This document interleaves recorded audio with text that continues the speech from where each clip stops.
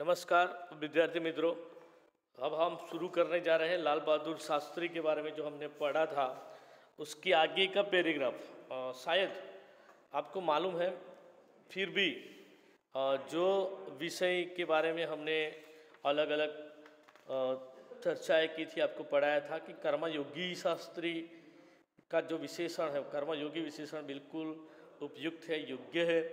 और वे अचानक उनको सफलता नहीं मिली। वे भगवत गीता का निष्काम कर्मयोगी वही जो है वह कार्य करने वाले व्यक्ति थे। और इसीलिए उनको महान माना जाता है कि वे एक सामान्य परिस्थिति में रहने वाले व्यक्ति इतने महान बने। पेज नंबर 21 से यहाँ से हमने आपको समझाया था लास्ट कि उन्होंने अलग अलग प्रकार के कार्य किए। विद्यार्थी थे और स्कूल में पढ़ते थे। 17 ईयर्स की उनकी आयु थी। तो गांधी जी के आह्वान पर उन्होंने स्कूल छोड़ दी और इसके बाद काशी विश्वविद्यालय गए। आगे का मैं आपको समझा रहा हूँ। इसके बाद सामाजिक अलग अलग प्रकार के कार्यों किए उन्होंने और इस कार्यों के द्वारा 1926 में लोक सेवा मंडल में शामिल हो गए। वे जीवन भर सदस्य रहे और गांधी जी के विचारों पर अछूतोद्वार का काम भी उन्होंने किया। 1933 में नमक तोड़ो कानून आंदोलन भी शुरू किया और 12 सालों तक वे जेल में 7 बार गए। और आप समझ सकते हैं कि इस प्रकार से वे किस प्रकार के आज़ादी के लिए लड़ने वाले, वे कितनी ललक उनमें थी। और 1932 में किसान आंदोलन में भाग लेने के लिए उनको ये सब करना पड़ा। 1942 की उनकी जेल यात्रा 3 वर्ष की थी, जो सबसे लंबी जेल यात्रा थी। दोस्तों हम आगे बढ़ते हैं लास्ट पैराग्राफ 21 पेज पर। वहाँ से इस दौरान शास्त्री जी वहाँ एक और गांधी जी द्वारा बताए गए रचनात्मक कार्यों में लगे हुए थे। रचनात्मक कार्य, जो कार्य सृजनात्मक है, रचनात्मक है, लोगों के लिए उपयोगी है। वहीं दूसरी ओर पदाधिकारी के रूप में, पदाधिकारी पद प्लस अधिकारी, जो पद पर अधिकारी होता है, यह संधि है, स्वर संधि की जिसे कहते हैं। जो पद पर अधिकारी होता है उसे पदाधिकारी कहते हैं, के रूप में जन सेवा के कार्यों में भी लगे रहे। सन 1935 में संयुक्त प्रांतीय कांग्रेस कमेटी का नाम है संयुक्त प्रांतीय मतलब स्टेट, कांग्रेस मतलब 1935 शुरुआत में जो कांग्रेस थी उसमें अलग अलग प्रकार के हमारे महान नेता थे, वही कांग्रेस। और वही नाम आजकल आज की कांग्रेस ने भी धारण कर लिया है। मतलब वह पुरानी कांग्रेस थी, वहाँ बड़े बड़े महान विद्वान नेता थे। इस पद पे 1938 तक रहे। किसानों के प्रति उनके मन में विशेष लगाव था। किसान, फार्मर, खेडूत। इसलिए 1936 में किसानों की दशा का अध्ययन करने वाली कमेटी का उनको अध्यक्ष बनाया गया और पूरी लगन से काम करने के कारण उनकी रिपोर्ट प्रस्तुत की। और जमींदारी उन्मूलन, जमींदारी मतलब जो जमींदार थे वे किसान लोगों के पास बहुत ज़्यादा मजदूरी करवाते थे, लेकिन ये जमींदारी निकालने के लिए, जमींदार मतलब लैंडलॉर्ड, उस कानून को उन्मूलन करने के यानी निकालने के लिए उन्होंने ज़्यादातर जोर दिया। आगे हम देखते हैं 22 नंबर पर पेज पर। इसके बाद 6 वर्षों तक वे इलाहाबाद की नगर पालिका में किसी न किसी रूप में जुड़े रहे। और नगर पालिका, म्यूनिसिपालिटी, और मैं समझता हूँ कि इस अनुभव ने शास्त्री जी के व्यक्तित्व और चिंतन को नागरिकों की समस्याओं से निकट से परिचित कराया।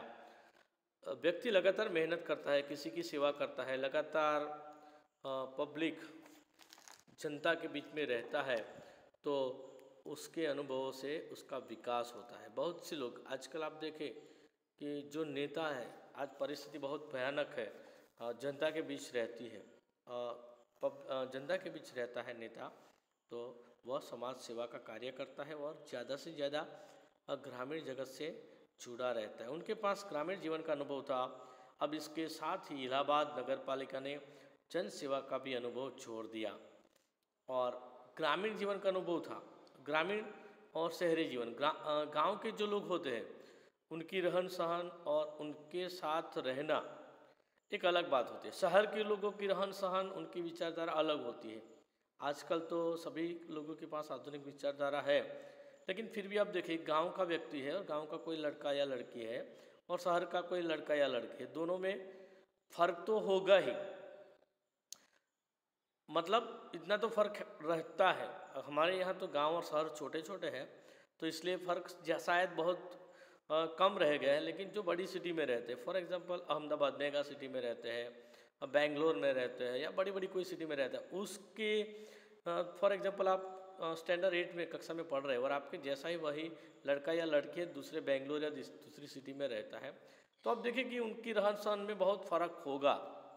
फॉर एग्जांपल हमारे स्कूल गांव में है, एक्सेलेंट इंग्लिश मीडियम स्कूल, तो उसके लड़के लड़की है, गांव में आने वाले लड़के लड़की है, और दूसरी अंग्रेजी मीडियम की स्कूल है। फॉर एग्जांपल आप देख लीजिए आनंद की स्कूल, आप देखें, मैंने देखा है सभी स्कूलों का ऑब्जर्वेशन किया है, तो गांव और शहर का अंतर स्पष्ट होता है। इसलिए गांव के परिवार में आने वाले लोग, शहर के परिवार के लोग, इनमें फ़र्क होता ही है।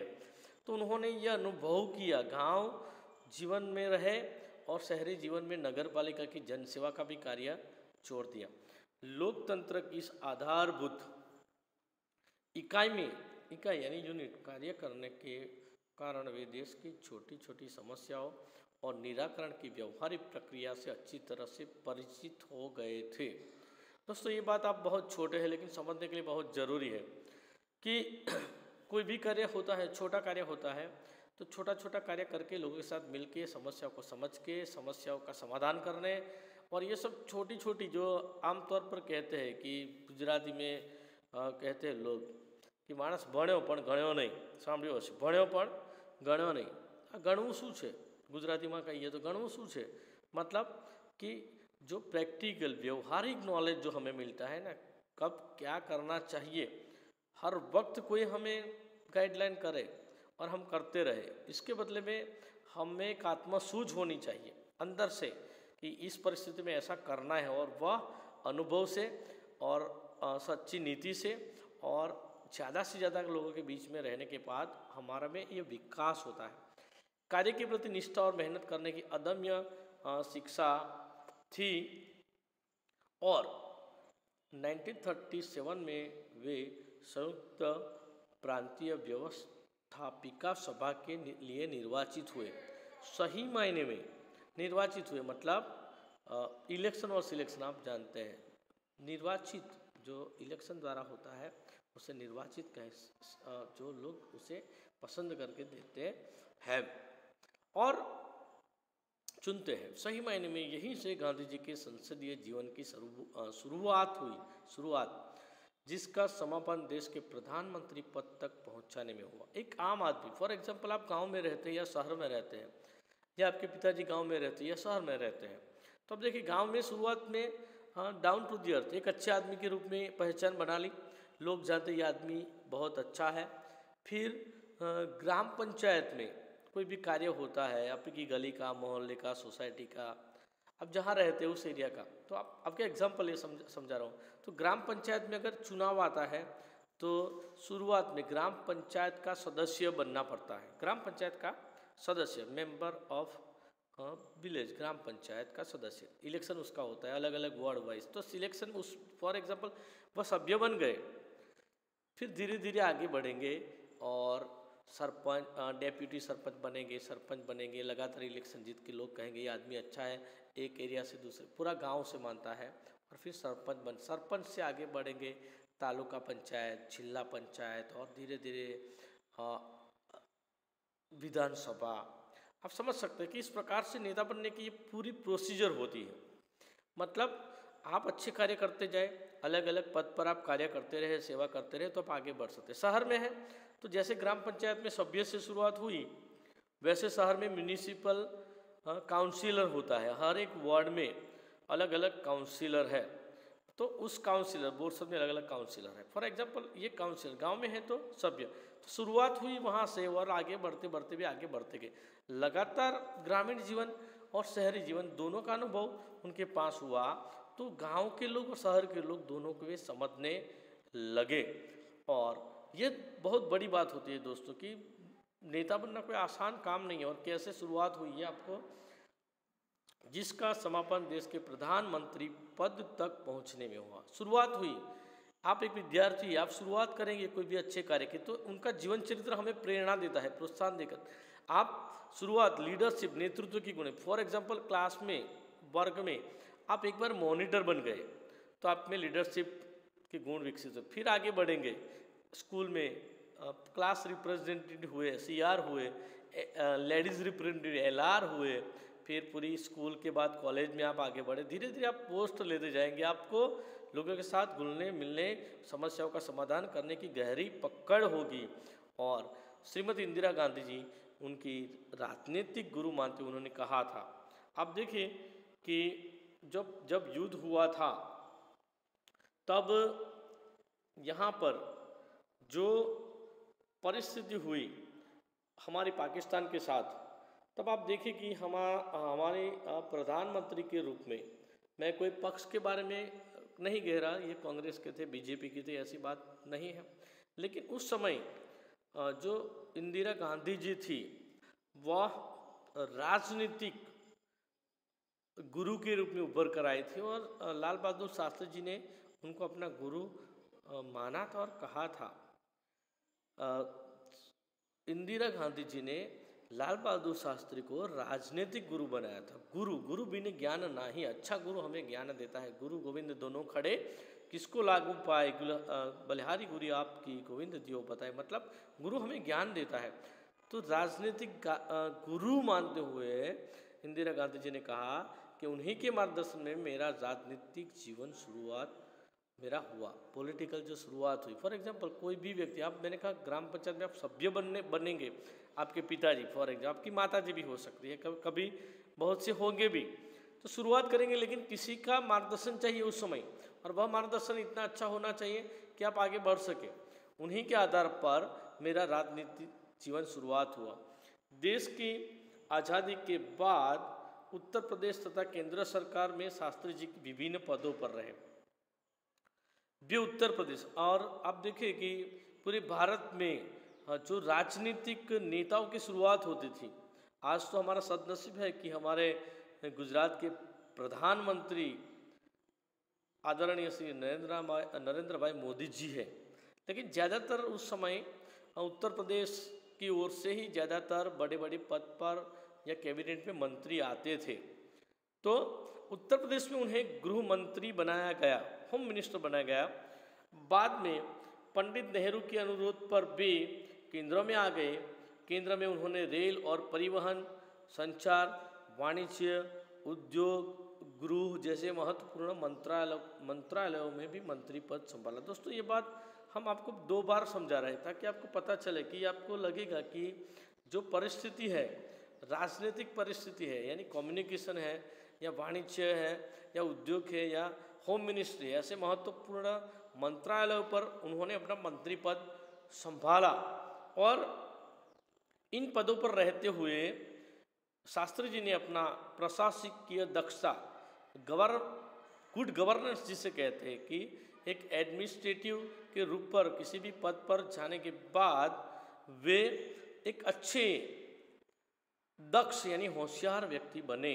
अपने मंत्रालय के कार्य में उनका दृष्टिकोण अत्यंत व्यवहारिक था, बहुत ही व्यवहारिक मतलब एकदम प्रैक्टिकल स्वरूप में वे थे।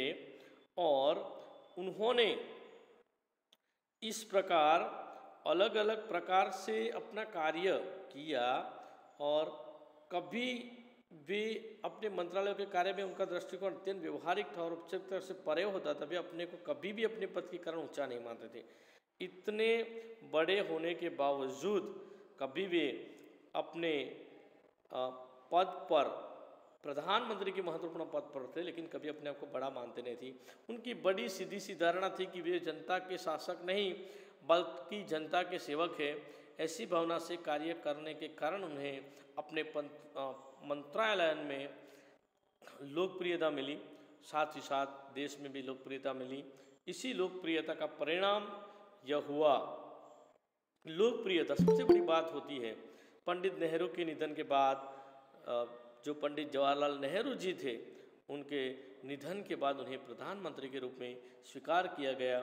देश के इस महत्वपूर्ण पद पर रहते हुए केवल 19 महीने के छोटे से समय में, केवल 19 महीने के छोटे से समय में उन्होंने कि जितनी सफलताएं और लोकप्रियता प्राप्त की वह काबिल तारीफ मानी जाती है। वो उदाहरण है शास्त्री जी के जीवन में। उनका उद्देश्य बिल्कुल स्पष्ट था, उसमें किसी भी प्रकार का धुंधलापन नहीं था। अगर आप कोई भी निर्णय लेते हैं तो निर्णय में स्पष्ट होना चाहिए कि मैं ये करूँगा। आपका विल पावर स्ट्रांग होना चाहिए। छोटे से बच्चे के लिए आजकल के बच्चे भविष्य के बड़े नागरिक हैं और बहुत बड़े नेता हैं, बहुत बड़े वैज्ञानिक हैं। न जाने कितने महान आप लोग बनने वाले हैं, हर न जाने किस किस फील्ड में आप बेस्ट होने वाले हैं। मतलब आपका विल पावर स्ट्रांग होना चाहिए। वे धुंधलापन नहीं था, अस्पष्ट नहीं थे और भटकाव भी नहीं था। कभी आज यह निर्णय किया, कभी यह किया, नहीं यही मतलब यही करते थे। वे हमारे देश के अत्यंत महत्वपूर्ण पदों पर रहे। उन पदों पर रहते हुए स्वाभाविक रूप से वे लगातार कार्य करते रहे और इन पदों पर रहने के बाद स्वाभाविक रूप से उन्होंने अपने देश के सभी लोगों के लिए कार्य किया, लेकिन उन्होंने हमेशा आत्मसंयम से काम लिया, अधिकारों से अधिक कर्तव्यों को तरहीज दी, यानी प्राधान्य दिया, ज़्यादा प्रायोरिटी दी। तरजीह यानी प्रायोरिटी, शायद प्राधान्य जिसे कहते, अग्रिमता कहते दूसरा शब्द उसका। शायद इसलिए शास्त्री जी ने इतने अधिक लोकप्रिय हो सके। उन्होंने अलीगढ़ मुस्लिम विश्वविद्यालय के दीक्षांत समारोह मतलब दोस्तों सभी विश्वविद्यालय के जो विद्यार्थी होते हैं उनको सर्टिफिकेट, मेडल और अनाउंस होते हैं और बड़े से बड़े व्यक्ति के द्वारा उनको दिए जाते हैं, तो वह दीक्षांत समारोह कहा जाता है। उन्होंने 19 दिसंबर 1964 को छात्रों को संबोधित करते हुए कुछ इसी तरह के विचार व्यक्त किए थे। आप देखिए उनके विचार कि आपके भविष्य की मंजिल चाहे जो भी कुछ हो, आप में से प्रत्येक को यह सोचना चाहिए कि आप सबसे पहले देश के नागरिक हैं, या आपको संविधान, आपको सोचना चाहिए कि मैं भारत देश का नागरिक हूँ, I am citizen of the India. फिर आप अपने भविष्य की बार आपकी मंजिल, फॉर एग्जाम्पल आप साइंटिस्ट बनना चाहते हैं, कोई पायलट बनना चाहता है, कोई डॉक्टर बनना चाहता है, डॉक्टर बनना चाहेंगे ना आप लोग। अभी तो डॉक्टर की सराहना हो रही है। एक कोरोना की वैश्विक महामारी में बहुत से हमारे जैसे देश पर सैनिक शहीद होते हैं, वैसे बहुत हमारे डॉक्टर कोरोना की मरीजों की सेवा करते करते मर गए। दोस्तों आप समझ नहीं सकते कितने डॉक्टर और नर्सिस, जो मैं तो मानता हूँ कि ये बहुत बड़ी मिसाल है। ये शहीद हो गए सैनिक जैसे ही वे अपने आप को सेवा करते करते चल बसे। तो यह आप तय कर ले कि आपको क्या बनना है। और संविधान मतलब हमारा कॉन्स्टिट्यूशन ने जो हमें अधिकार दिए हैं, आपका जो सिविक है, नागरिक है, हिस्ट्री है, आपका एसएस है, उसमें पढ़ रहे होंगे, सोशल स्टडी, सोशल साइंस। तो उसमें ये बात बताई जाती है कि आपको जो अधिकार मिलते हैं, अधिकार के साथ आपको अपना कर्तव्य का बोझ भी निभाना होता है। राइट एंड ड्यूटीज, आपका जो राइट है, आपका अधिकार है, इसके साथ आपको कुछ ड्यूटीज़ भी मिलती है। अधिकार, राइट एंड ड्यूटीज़ आपको पढ़ रहे हैं, जिसे समझना चाहिए कि हमारा जो देश है प्रजातांत्रिक है। हमारा देश प्रजातांत्रिक है दोस्तों, मतलब डेमोक्रेसी है, सेक्युलर है, और इसलिए स्वतंत्रता का उपयोग हमें देता है, निजी स्वतंत्रता। हमें, आप हमारा कॉन्स्टिट्यूशन पढ़े तो आपको इक्वालिटी, समानता, सब भाईचारा, ब्रदरहुड, आप सबको बोलने की आज़ादी थी। सेक्युलर है, बिन सांप्रदायिक है, सभी को अपने धर्म पालने की छूट, इजाज़त, रियायत है। लेकिन इस स्वतंत्रता का उपयोग एक व्यवस्थित समाज के हित में स्वेच्छा से लगाए गए प्रतिबंधों के तहत होना चाहिए। मतलब हम जो काम करें स्वेच्छा से देश के कानून के दायरे में रहकर करें। अधिकार, कर्तव्य और आत्मा संयम के बारे में यह महत्वपूर्ण बात शास्त्री जी ने ही कही थी, जिसे आज याद रखने की ज़रूरत है। दोस्तों यहाँ पर शब्दार्थ दिए गए हैं, मैंने समझाया। दायित्व मतलब जिम्मेदारी, निष्काम मतलब बिना फल की अपेक्षा, अनासक्त मतलब निष्काम, कोई भी चीज़ हम इस पर हम लालसा नहीं रखते, लालच नहीं रखते, तो उसे अनासक्ति कहा जाता है, बिना फल की अपेक्षा। समर्पण यानी सौंपना, अर्पित करना। समन्वय यानी संयोग, मिलना, समन्वय, संयोग। निहित यानी भीतर रहा हुआ, अंतर्गत यानी आस्था, श्रद्धा, विश्वास, विरासत, उत्तराधिकार, हेरिडिटी जिसे कहते हैं गुजराती में वारसो। आह्वान यानी कि ललकार, चुलौंदी, उन्मूलन यानी जन्मूट से नष्ट करना। दक्षता यानी निपुणता, तरजीह यानी प्राधान्य, अग्रिमता, प्रायोरिटी, प्रदत्त यानी कि दिया हुआ, संविधान हमें प्रदत्त है, दिया हुआ है। निर्वाचित है यानी चुना हुआ, हमारे गांव के सुनील भाई पटेल निर्वाचित सरपंच है, यानी चुने हुए, इलेक्शन से चुने हुए सरपंच है।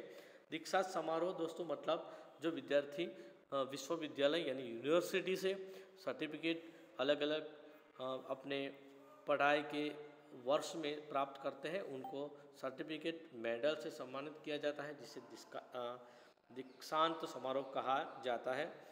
यहाँ शब्दों का आशय स्पष्ट कीजिए। शास्त्री जी को निष्काम कर्मयोगी कहना अधिक उचित है। वे निष्काम कर्मयोग करते थे, इसलिए निष्काम कर्मयोगी। कर्मण्यवादी का रस्ते माँ फलेषु कदाचनम, ये उनका जीवन मंत्र था। यह आशय आपको मैंने जो समझा इसके आधार पर स्पष्ट करना होता है, समझना होता है। और आगे का जो स्वाध्याय है, महात्मा गांधी जी आपके स्वप्न में आएंगे, तो अभी तो महात्मा गांधी जी की 150 जन्म जयंती चल रही थी, तो ये सब स्पर्धाएं आयोजित हुई थी। अगर आपके स्वप्न में आए तो आप क्या करेंगे, सोचिए। देश के लिए आप क्या कर सकते हैं और गांधी जी से क्या कहेंगे। और इसके लिए आप कह सकते हैं, फॉर एग्जाम्पल, प्रिय बापू आप चले गए, न जाने देश में क्या हालत हो गई है, सत्य अहिंसा की बातें बदल रही है। बहुत सारी बातें आप लिख सकते हैं। यहाँ जो संवाद है उसके आधार पर आप प्रश्न उत्तर दे सकते हैं। परिच्छेद को आपको अनुलेखन करना है हैंडराइटिंग के लिए, और इस प्रकार से आप लगातार मेहनत करते रहेंगे तो आपको फ़ायदा होगा। और आशा रखता हूँ कि आपको मैंने जो समझाया समझ में आया होगा।